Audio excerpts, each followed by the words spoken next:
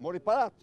Ish-kryeministri Sali Berisha ka lëshuar akuzat të forta në drejtim të qeverisë për lidhje me kompaninë që ka me koncesion markimin e karburanteve. Sipas Berishës, kompania GFI e kontraktuar për markimin u tjetërsua në kohën e qeverisjes së Rama, duke shitur aksionet dhe u largua nga Shqipëria në vitin 2015, pasi u bllokua për 3 vjet për markimin e naftës bruto që nxirrej në vend. Proces që sipas Berishës është liruar me urdhër të Ministrit të Financave Arben Ahmetaj 2 javë më parë.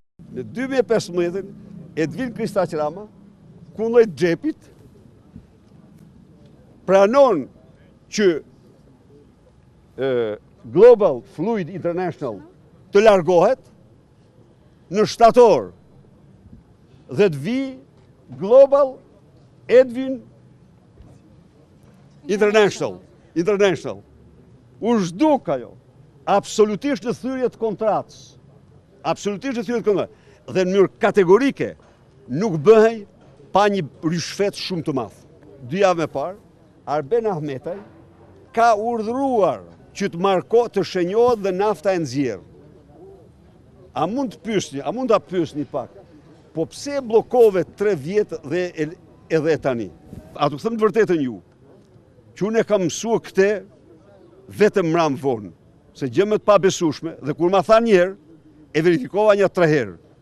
Berisha u shpreh i gatshëm për të mbështetur në çdo kohë nismën e Ministrit të Drejtësisë për më shumë transparencë në procesin e koncesioneve. Plotësisht dakord.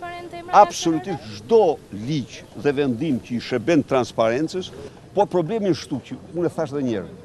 Panama offshore është surreli.